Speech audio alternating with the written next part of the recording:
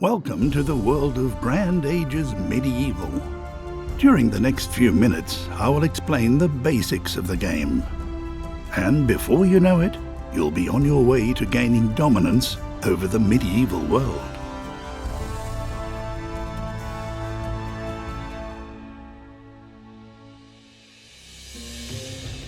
Build your empire.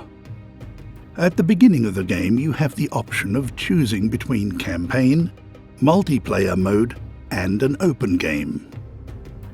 Campaign is the best place to start in the world of Grand Ages Medieval.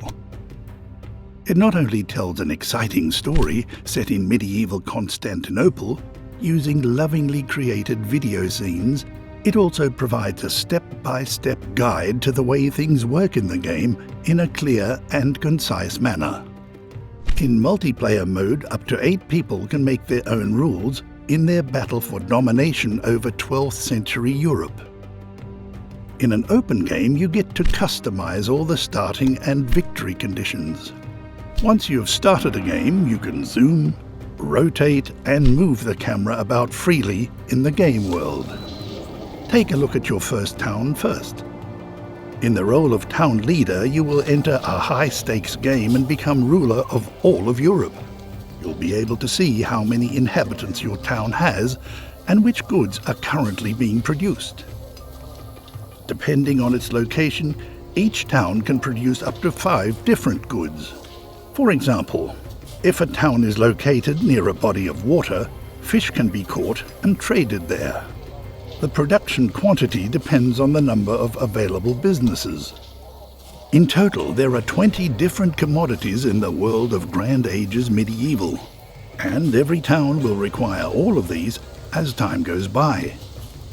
In order to satisfy the demand for these goods, expansion, trade, and shrewd planning are necessary.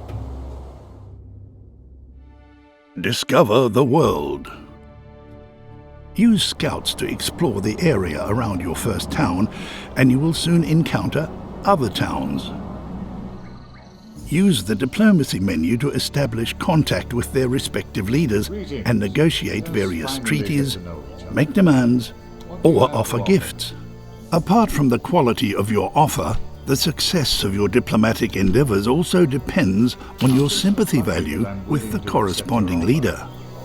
To increase your sympathy value, you can, in addition to gifts, increase the town's prosperity with brisk trade. In order to do so, your traders will require a well-developed network of roads. Create a flourishing economy. Once you have found trading partners and developed your road network, you will be able to hire traders at the inn. Fill their carts with commodities which you yourself have produced at low cost and send them to foreign towns to satisfy the demand for these goods there, and of course to earn a little gold as well. With this gold, you'll be able to expand and upgrade your town and production businesses, which will attract new inhabitants from the surrounding areas and create growth. But beware, as the town grows, so too will the needs of your people, which must also be satisfied. Expand your borders. In addition to traders, you can also hire settlers at the inn with which you can establish new towns. To do so, send a group of settlers to a region of vacant land. At any point in time, you can view locations where certain goods can be produced and the places that settlers regard as being especially suitable for building a new town. Once you have found a suitable location, you can establish a new town and give it a name. A beautiful land.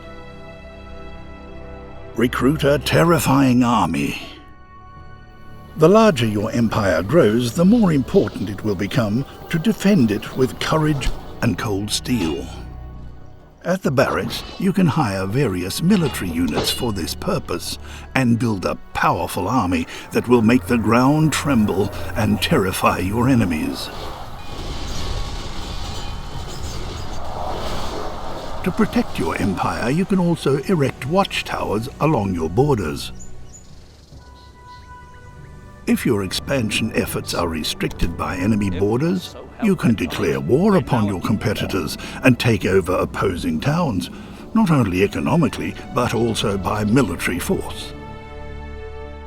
Prevail over the forces of nature. Aside from your competitors, there is yet another enemy you must not underestimate: Mother Nature.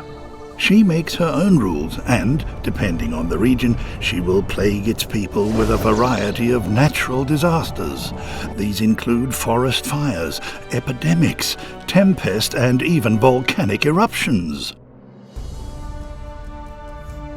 Build a mighty fleet. If you wish to rule over the entire known world of the era, you will surely need to rule the seas as well. Using shipyards, you can build an impressive armada, which will protect your trade routes and transportation vessels from attacks, even on the high seas. And, as an old saying goes, if you fail to go with the times, then it's time for you to go. To prevent this from happening, you may earn development points for successfully expanding your empire. Points to invest in finding new technologies that will help to cement your claim to power.